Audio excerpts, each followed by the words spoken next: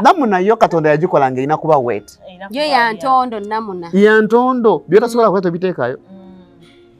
So in the process of me nga byajanga passion byanyumira ne gufuuka omulimu.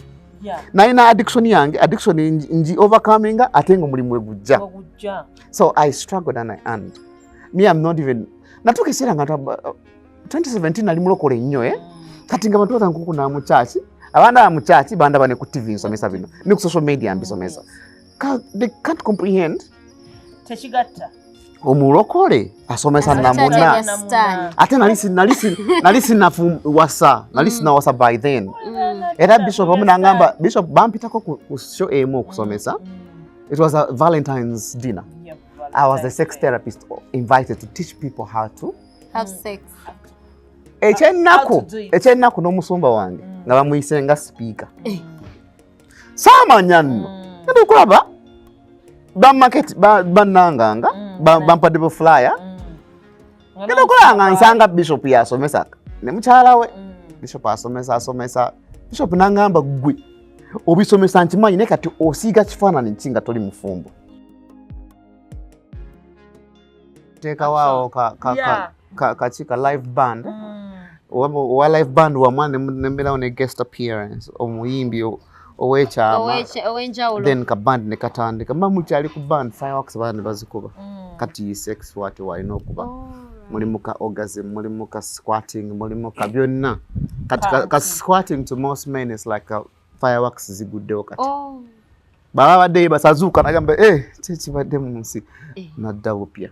That's what sex is. Kati abasinga mukoma kubona opate buza ku bantu yemmere va ku pate genda ne wala opate ngeri epic ngeri mu buli kirungo ky'omanyi kiba ku pate nga ne fireworks mweziri okitegeera.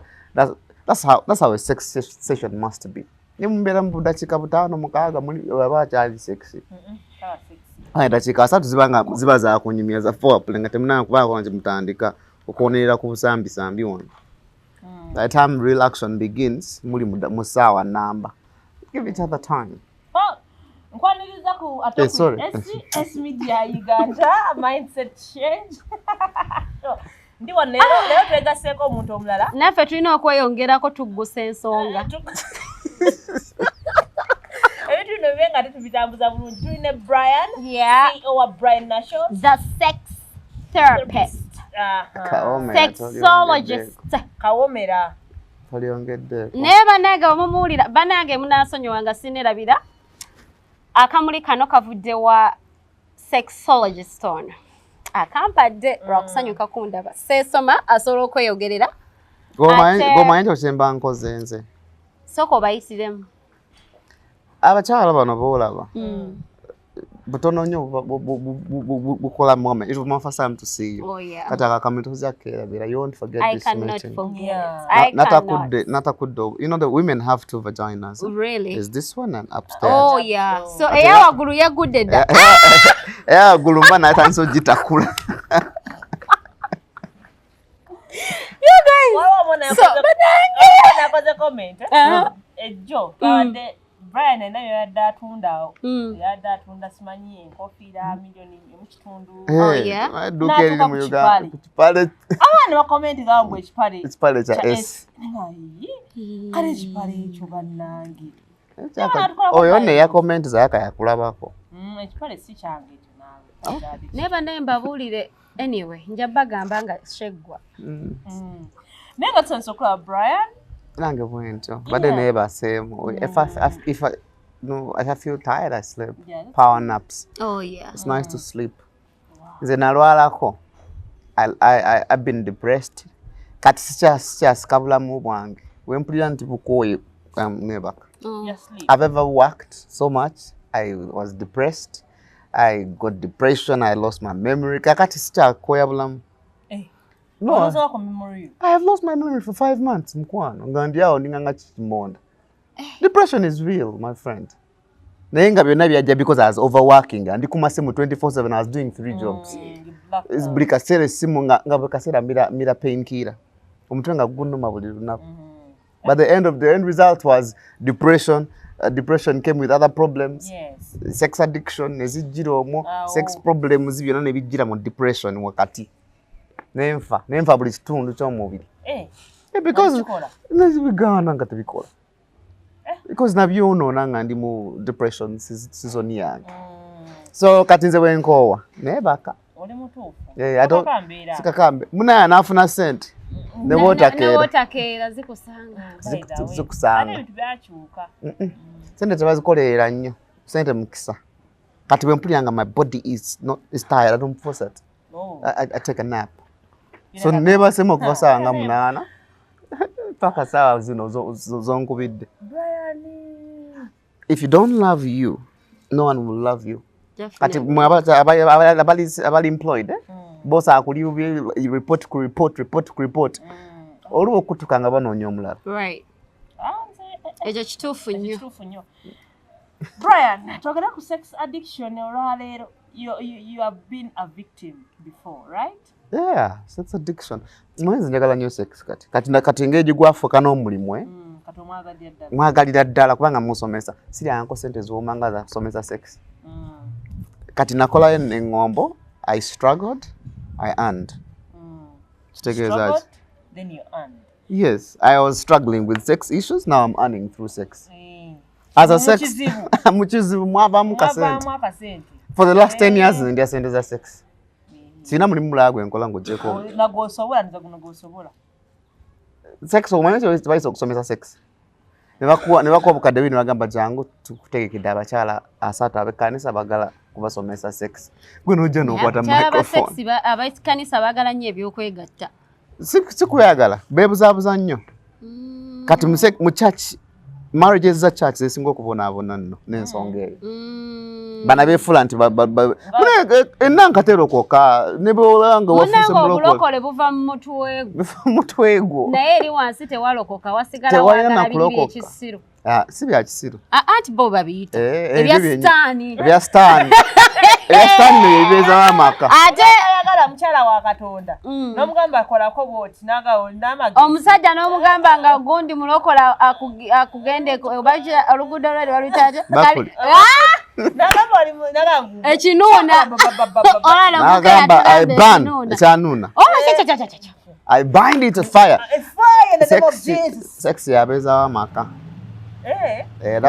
sex yabeezawo amaka ate balina okukitegeera ate si buli sex obulungi not the sex of pushing and out then get done and then sleep amanyi sex alinga mmere nemmere mbiterumyanja oyinza oba oteekawo bimwogo byo nga byabiriridde birimu ebijanjalo nga tebiwooma n'oteekawo nogamba nze mwami wange mukkusa njimuwa kumbe ali ku mwogo na bijanjalo azimbye akabuto kituufu aba ayita akamatidwa ne kamutega chicken tikka ate tumala na batega chicken tikka ngeri awo tebagikutte eyo bampita wa s n'alyoka ndeetera lollipop wakita chicken lollipop okimanyi sizzling chicken naye nenjinuma kati bwenzirira ku muwogo mba mukufu oba oba ogamba nakola ennimiro yange saagisuula naye kaakati olyamu ku janjalo so sex addiction for me it was a problem but later it earned okay how it came about I was depressed I was stressed nga nebintawanya job wise so nenziramu ebyabato the masturbation mino nalina abakazi nga basatu awo I was a young handsome man then I was in power I was a church administrator nga buli mukyala ayagala nze young beautiful young handsome man naye nga muna isina kyembakolako nga my depression made me so helpless ne kyawamuuko nga ne bwotekawo kijanjalo kifaana kitya nkitunulako nenvaawo nengenda mu buliri bange nenzigalawo ntanka okunyeenya kati bano ne bantama so I hated what I love so that my addiction brought hate to sex namalako emyaka 2 nga serving sex nga nze wano bakugwe nga serving sex owa penetration naye ngo having sex ono owa owokungulu owobwongo owa buli kimu like it comes with a lot of trouble first of all kikuleetera n'okwagala okulabako ku porn because akasabuni tekanyuma nga tolina kyolabako nga tolina kyotandikirako okitegeera kina we kitandikira bu triggers bona bubaawo obeeranga ne mu church nolaba omwana nga anyenya ekiwato otandika okuba obufaananyi n'obuwoza noddayo n'ogenda mu room n'ojjukira worship leader we yabadde agira bw'ati n'ogattiiza n'ogattako ne kapona. By the way, it's bad, it's terrible. Nolaba omuwala Matilda ng'ayogera n'omulengera n'omuwoza ate abantu abamasturbating abasinga bano baserebbamu abazina obwereere abo babeera babambulayambula dda bonna. So kakati in that process I started being elusive to real life situations. Nitandika okuba nga nature nga njagala kubeera nzekka. Watandika otegeera nti you're getting depressed is loving to be yourself alone ng'oyagala kubeera wekaweka. Kati omuntu wankubira nga mumanyi nga nzijjako n'essimu nga sikyayagala. Kati olunaku lumu I'll never forget that fatal night where when a snapping at kati ovuddeko nentanga n'okwogera ebitakwatagana bulungi nagira nanyeenya okuva ku ssaawa nga 2 ez'olweggulaawo. I think it was a Sunday. There was a fellowship. There was a service at church, beautiful service. Nze bintama mangu n'enfuluma n'engenda nebaka. Nzuuka saa 2 nzijukira nti nade ina akalimu akokukola nenkatandikako. Bana natandika akantu. I passed out. Notandika akasabu. Yes, and I passed out. Nomala n'ozirika. Yes. Saamanya byaddako. Nziramu okuzuuka the following day kusangamu. Nziramu okuzuuka the following day sanga mukaaga ezemisana. Ate nga abaana bakonkonye nnyo ku dinsa lyange. I don't know what happened. That was the beginning of my total breakdown. Kati nembeera ntandika okwogera ebitakwatagana abaana nga banyambayambako. Kati wentegeera nti kati nvuddeko. Natwali tubeera katwe wali orphanage abaana bena wali church nali kwasaganya. Ekiro saa that very day nganzukuse nembeerako mundu omwana banga uncle oli bulungi baba mita Uncle Brian. Namba simanyi I don't know how I'm feeling. Sagana kulya. Nkwano nga nfuluma ennyumba nalina ssente baali bampadde ekimu ky'ekkumi kwolonga nze yali abikwata byonna nalina ssente nga ziwerawerako omanyi okuziteeka mu sokisi nentambuza ebigere nga ndi mu sokisi nga noonya ddwaliro nno. My mind told me noonya ddwaliro zaali zibuzisanga 5 ez'ekiro ntambuza bigere nno nenve katone nyambuka emakindi kati waliwo amakindi ewali abamalaaya kati nze ntuukawo nga ndooza ddwaliro. Mino nze ntabuse bo tebamanyi bali ku muntu atabuse omwongo. Nenzija ku kiwoteri kiri awo neighbor. Kumbe bamawalaya bafuna emaali bazza muli. Kane bagamba nzize mu ddwaliro. Kazi nangamba nze mu ddwaliro. Ononga si ddwaliro. Anzi naye ndaba akapande. Nze muntu ali bantwala mu room muno. Nanga bampulira sente nenzasula. Ningira room. How I realized things I'd lost everything. Kati ndi mu sokisi nina sente muno mu sokisi. Malaya omunakonkona. Malaya nakonkona. Kati yamanyi nti ndi customer ategeera ng'atandika okungamba mutwalo. Nga mutwalo ngamba zaki. Ndangambye oyagala service. Mga service ki. Nemugamba obwonga wende mugamba nti kati ayagala sex. Nemugamba kankwateko bukwasi kale. Nga saagala 2 kankwateko nangamba kankuletera agala okukwatako obukwasi. Kwatako 3. Kati nze I realize all these things sinze siriiko gwe batawanya siriiko. Omulala nga ajjanga akonkona. Ngamba sebe bangambye ayagala service nenze 5 kwatako. Kwatako bukwasi. Okwatako ku kinanka. Ne ekyasinga okunzijjako.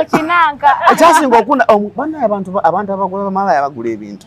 Omwana yali yeerusanga ebisambi wano biba nsano bambuka Kanembiraba I got disgusted mugamba nogenda tufayo nenzigala bisama nga sigenda kudamu kukulawo nze nebase byange. Nyoza nebaka. I didn't sleep. Banebanga bakola ebintu. My mind had been lost but I didn't know. I was zenga navuddeko na simosa. Sawe nga mwende nzira mutandika okweba ko. Mwalimu ebikunga bingi byanze okusamukwano. So my depression was so horrible. I had lost my sexuality to Atenga naliserebu na abantu kabanda buli mwe agala bera wendi. Because then I was actually reading English news on a radio station, one of the radio stations in Kampala. Yeah, Pastor Omo. I was reading English news. Wow. Pastor Chiganda was my good friend. Nangamba, I like your voice. Your voice is good. Come and read news. But I had amassed a lot of people around me. Yes.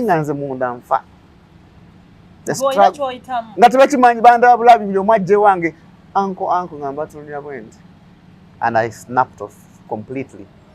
I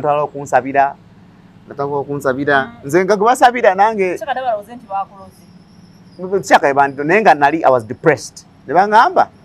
Gendo linye tax ngamba nzenga sinya tax mwe yisera tax mwe mizimu ngabantu baita mizimu oya name mizimu minje. So I had lost it completely. So in the process of after 1 month batanzo kunsabira banzijewo ko kubana nengate I'm missing the children.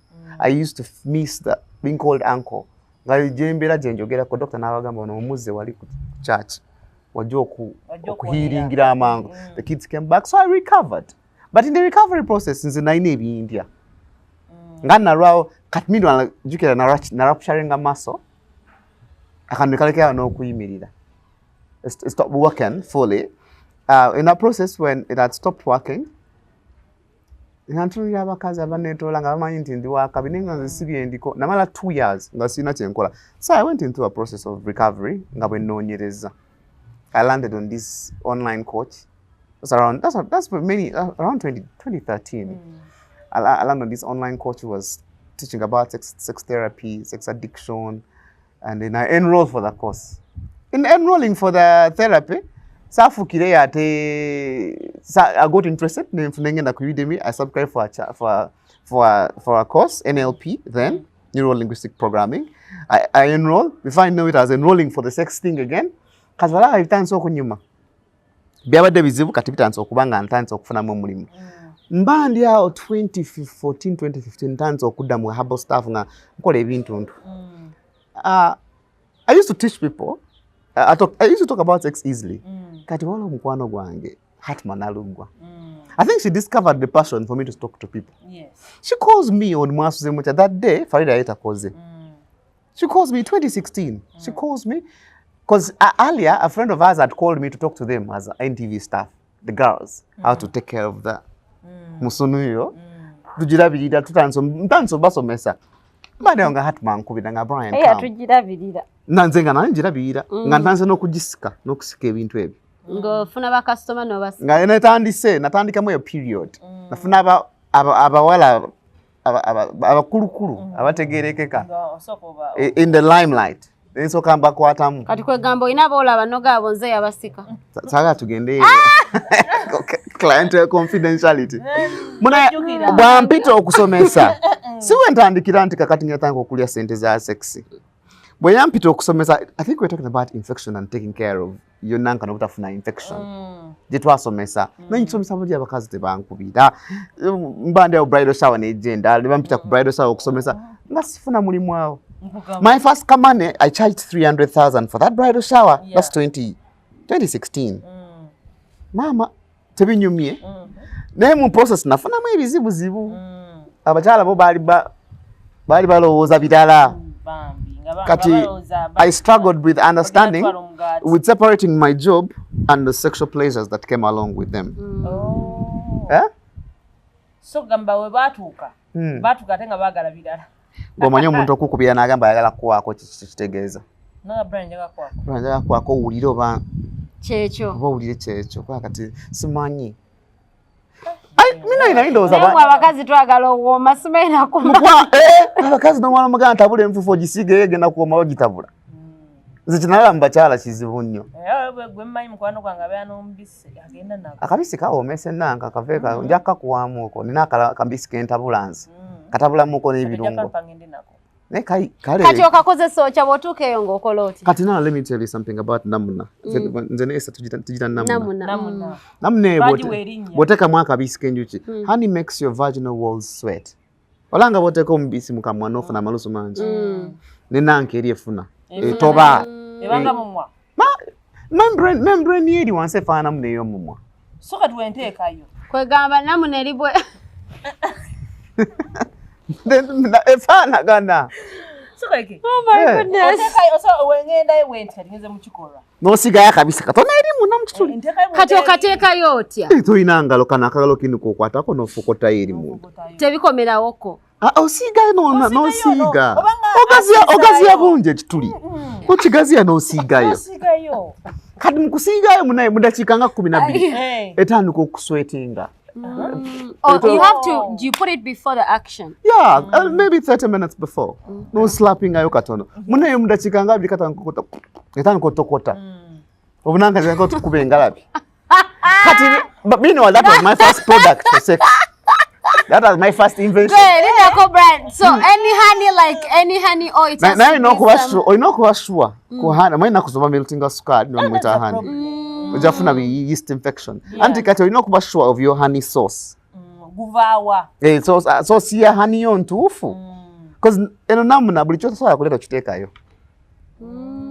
Wotandike kulya abana bakole ebichamu munamuneyo nafuna ko mchala nga akananka ya bamu omunyo bamu type of salt mbwajinabe yafune virginity mama kyeyakololi yamoja Allahu akbar namuna yo katonda yagikola nga ina kuba wet yo ya ntondo namuna ya ntondo byota sobola kweta bitekayo. So in the process of me nga byajanga passion byanyumira negufuko mulimo. Yeah. Na ina addiction nji overcoming atengo mulimu egujja. So I struggled and I earned.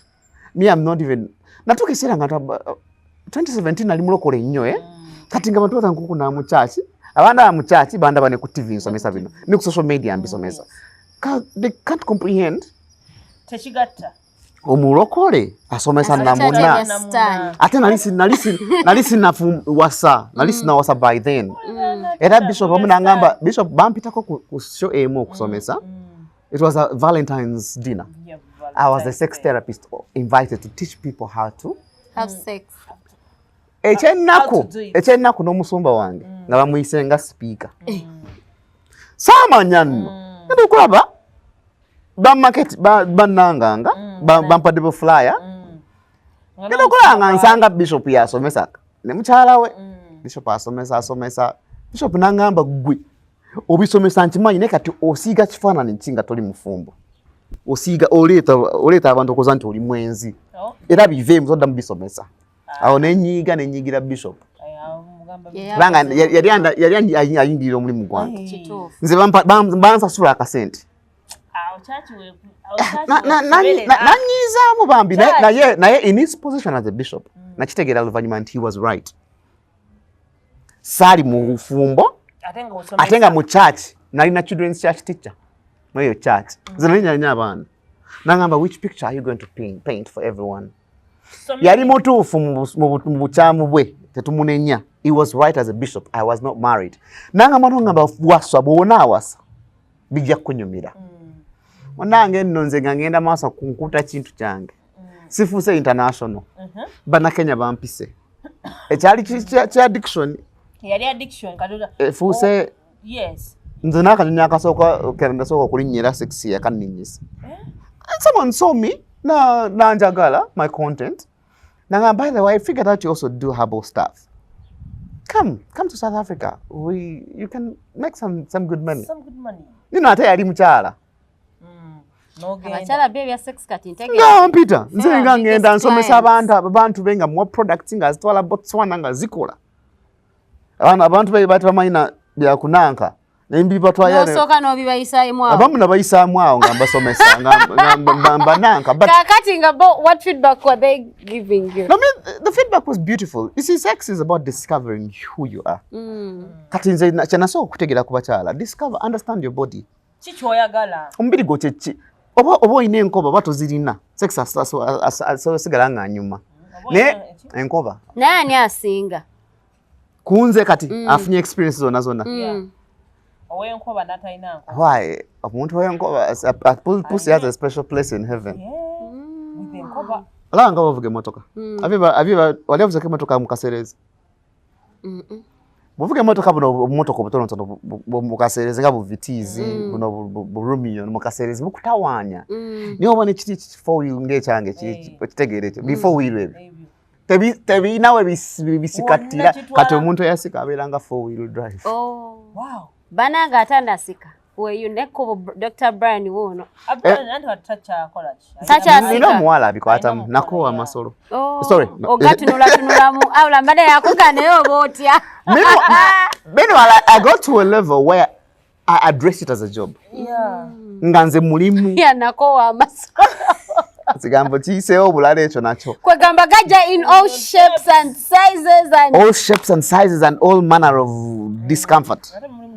Is janga zibunyabubiro mga sijja kukola ko boyagala otoyagala ngene po nawe kati mpeba nga sijja unyabubi oyina moya kati nakwasa nasikawa. So I have had challenges in that process. Kakati nembivako so bobuzi eche kibuzo ekinzizayo ku Katonda yakola buli muntu ngafana na bibye. Abaga mambo tufana gana. Amya kugamba. Abaga musimanyi. Mukwano. Nze nzirabye. Buli emu efanana. Buli emu afana byayo. Ate buli emu response yayo. Kati musasira abasajja.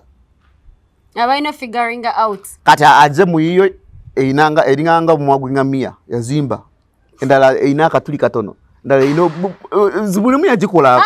Eri ezinyiza okutunulako. Kwegamba ngawo oganti what you can eat don't feed it to your namuna. Exactly. It's like abantu nga bayina lips is it different? So even namuna like afana na bibye. Waliwo yangamba. Nti wobanga onaba namuna eyo na wakana nnyo. Nangamba obo ino okubanga you insert. Wesokola. You insert your fingers down there. Is that right? Namuna jiveko ye okujja kongo badde oli mu period ngoja kujayo sporting. Na ye yonga yo Katonda yagikola nti yeerongosa. Munage kataba mpache mpi kugamba. Tokwata munna. Ngamba abantu bane tebakwata munna. Njo ino jikwata yo simana tojiko. Namba banango yo taba masturbating. Ola kubanga ekigendera ky'ekibadde kyakunyumirwamu kyo kirala naye tekubanga okuna because the PS empanvu naba ate yo ekibuzo nakifunanga nnyo nga nange nkola enjala empanvu ona bakungulu eri abagamba nti olina okwata amazzi n'ogekwata nedda bannange abantu mwenna abatulaba wano ku SMD n'abakungulu mundeeri okujjako nga ndwadde bwe banga ndwadde afunye bi infection efuna ga discharge wala mwami yagaya nafuna ekirwadde nakisiga mukyala we yali customer wange yali wa boda kati waba wa boda sente navuga customer yamujja kwemen pasha batuke mundeyo machindie wansi nga customer taina sente namugamba gijaula nzijamu inabira kuotiri baby omusajja n'agamba nze sijja fiirwa sente zange gitekewo ku boda kwennyini kwe yamuwalampira yajjayo ekirwadde n'agenda ate ekiro kumakya nadale nawa mukyala we kwati wayita weeks kati omusajja ono yafuna ekirwadde n'aleega nga tekakka nga masira ge gakulukuta gatonya. It was a very bad infection. Kyokka mu kiro ekyo yakomawo nawa mukyala we bambi yatuuka ekiseera nanga mukyala we yalinanga pain nga alina ofuna akajiiko nga bwakokolayo akawunga kakutte. That's how bad people have infections. Kati abo ina infection nga akokola omwana yafunanga ejiko najjayo ebiposhoposho.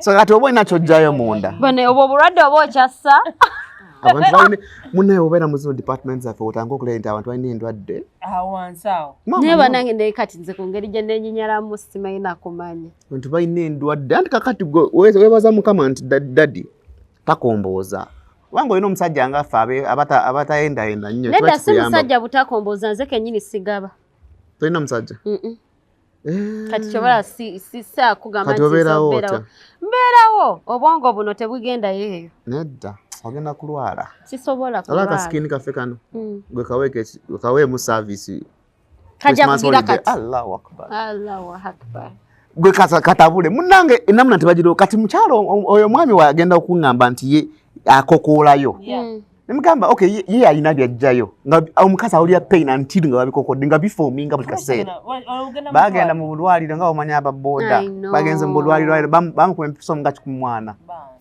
nga tawona naye namuwonya nze natural mechanism era kati nomala ogenda kifo ekimu kinali nkolerako n'ogamba omuntu omwana oyo wa boda nti siri musawo akukyawa kubanga namujjanjaba in my mechanism ne bambi eri afunye compulsive state doctor yangamba nze tajja kuddamu kuzungu teyaddamu doctor yangamba yatuuka ng'ekyanga amukuba n'amazzi merere ng'amulemeredde nga naye alina omulaga nti mukubye so kakati oba ojjanjaba I have had women those days nga nkyananka mukazi ajja nga takasolo tekawunyanga kasolo mugaga gwe nga towunyanga kasolo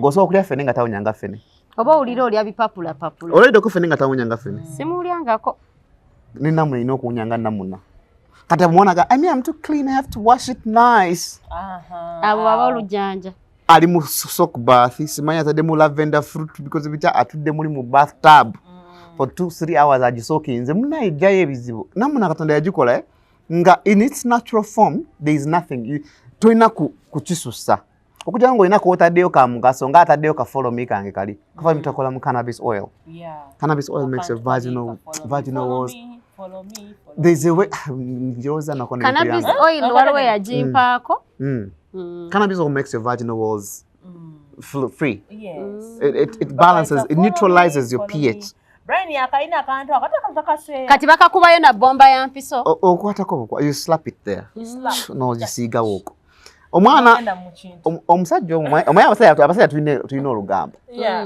osanga abasajja nga boogera banyumya ebibuuzi omusajja omu in my crib it's called the bachelor's crib men come and we talk embasomesa nanga mwana gwe mukyala wange yali agufudde mulimu okufuna sex we nga gwafuuka mulimu abeera akuvetinga avishowered nakunyiriza kati lunaku lumu yali abiŋŋambye story ntera nnyo gyonyumya nengenda mu TV room nenjira nga ndaba ku TV mala movie esa nga 8 ez'ekiro Stan najja Stan nankwata ku mukono nangamba jangu tugende Stan namukwata ku mukono namukkiriza downstairs mu corner wano waliwo TV waliwo maid room ya maid sajja yagamba mwana baana bange bw'olira ku maid tojja kudda ku madamu madamu gondi nga mabula maid nga omu okufaako namunange eri original eka omwana alinga nga alinitegekede alina nacho namuna kali akawole yagamba omusajja atuukanga ne ku mulimu nga kawunyiriza kawulira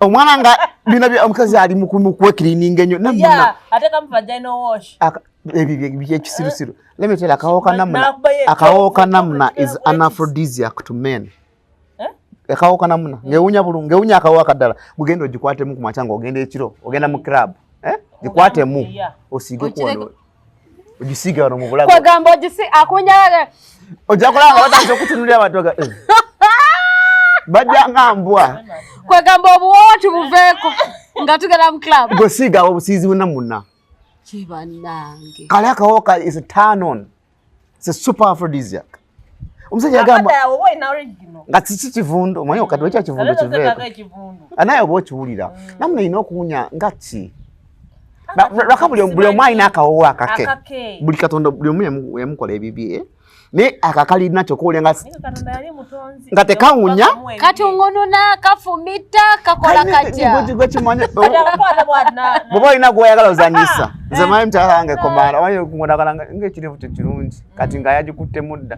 olina nga akawowo kazze nyabo olira sex nyuma kati kanegwe gwe batakubeerawo oti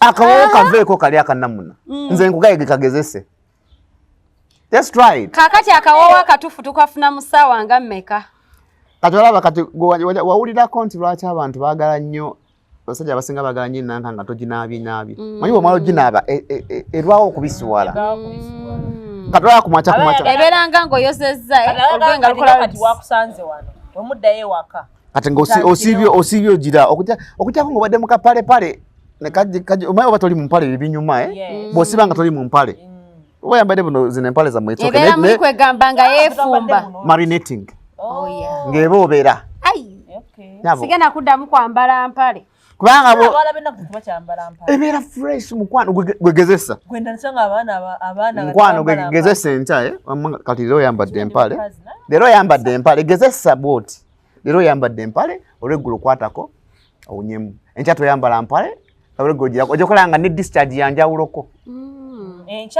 enchasisiba mu mpale tugiveeko olegula okwatemu owulire kakati mwe muddawo nga tulina okuwooma osaaga nze era njagala lwenneegattira omusajja akisange nga kikwafu obadde luwombo lwa gundi yaki naye gwe ate naye bwe banakukola mwajja kunyumirwa obulamu era kyovalaba nowanda muli bamukwano ndi mwegendereza nnyo saagalira ddala musajja atamanyi kukozesa namuna kunkwatako kubanga ntutta obudde bwange nenjirabirira nenjikuuma nga teri agitaataaganya kati eringa bwe bagitonda omaye kizibu ekiri bw'ogitereka ennyo nnyo naye etandika okuwumbawumba na ate wumba ate saawumba egagamu olina okufunawo movement nina engeri gye ngikwasaganyaamu nesigala ngeri active nekansooka embabuuza nga tuvudde mu byokusaaga buliya feeling ngeza okola otya I never get the feelings because I never think about it because kiringanga gamba nti nenjoya ekintu nga saakyafodinga ate mu ovulation okola otya because during ovulation oyimayima ovulation do I even ever follow up oba sina feeling wetaaga neetaaga okutakulatakula mutondabika nga tugenda wano mu mbeera ezo but webuzaabuza amaye abakyala kyawukanamu n'abasajja bamba n'obusungu naye gwe olunaku lwe banakukola ebinyuma nawe ne banakukola ebinyuma ojja kujja kushonga nga buli omu omugamba genda yali akoze ebinyuma babina bikola bati mwetaaga kiraasi si class abasajja abatukola be beetaaga class mwetaaga mupanga sex ng'anyuma ng'akunyiiza osanga omukazi nga mugamba mu kkubo ekimanyi bayinza okukola ebinyuma omutale n'akutomera mu motoka yamba genda nga bakutomedde naga genda n'ovuga motoka nga bakutomedde naye oba bakutomedde nga olina ennaku ya sex oyo akibwako walugayi yangamba friends of benefits oli yafumbirwa nono yawasa naye oba gye bafumbira ne gye bawasa tebyanyuma nnyo tebinyuma they always meet omanyi okusanga sexual mature it's one of the things that most women don't pay attention to I tell many women first of all discover your body sooka omanye omubiri gwo osobola okwemazisanga gwe abakazi bagendanga nzigayita mumasa nembuza kati gwosobola okwemazisanga gwe have you discovered do you know your body can you communicate it to me olanga bwe nkwata kwa nogamba awo kati olanga gwe tewunyumirwa tugamba awo yali ranks venom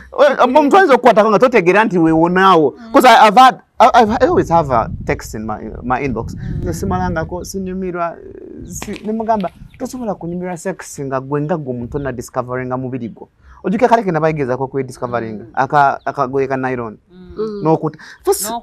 n'okuutako owulire engeri omubiri gwo gye gurespondingamu to that because sex becomes easier nga gwe bakola osobola okudirecting omuntu nedda mukwano evaayo oyo tawanira naye kati eriyo abasajja ab'emputtu nomukubamu empi I think guys really need some sex knowledge. I don't know why I feel like men barrows until it's upon us. Batereyo omusomo. Sisa gubaterayo si sexologist. Abasajja bakikwata it is upon us to make sure that sex is good. Like your pussy has to be wet, you have to have pulled, you have to know how to move your waist, you have to usanga omusajja oyagala ebyo byonna ebirungi but you as a person oli kidomola kiwowongole anti kati kanso kemba yambeka abakyala 90% of women don't know sex bateka obutesi ogutuli omuntu n'atandika ofokota kakati wuliriza men respond to sex based on what you do to them not what they do to you. Okay. That's why one guy comes n'agamba mwaki esa kifuka yogenda wamatilda nga mukalu tusa kakasagayo nti nno yalina ekizibu nga esa yafuse ate gwe tewafuse nedda anti tosaamuukakasa naye alina okumanya nti also upon them. That's why it's important for you to know, communicate yourself to the man sexually. Tomugamba nkwataawo tambuza engeri gyoyagala bakukwatemu Twaga msajja kwata wano. Emirimu giri. Badengenda kunyola ekiwato. Badengenda kunyola ekiwato. Abo bawuliranga. Bawaya bamuga otandikira mabega. Nze kati nina obuzibu. Nze ng'omuntu oyagala nnyize. I hate people. Okay, I don't like it when someone get it, but like when someone whispers. I think also there are people that are like me, Whispers but in your someone that touches my ears, it gives me heat. Obojirumako. Okuluma oje kati. Okaluma. But I don't like it when someone like keeps rubbing. Like there are men who think. I think some people just like they some people cram certain things. Like why I say that it's not supposed to be upon a woman alone to know sex. We both have to have the knowledge. Until there is Matilda knowing my body, you know. But sometimes you want to also, you know, have a break. Let someone know. Just you respond. Yeah, omuntu akunonya, then you respond, then you like this. But there are guys, yakuraminga we agenda Dr. Bryan agamba abakazi bagala nnyo bakwata ku matu. Si bonna. Kati olinalowooza nti when they come and touch your ears, it really disgusts me when someone touches me on cram work. Kakati nze. You have to, I don't know. There's what you call body language. Yeah.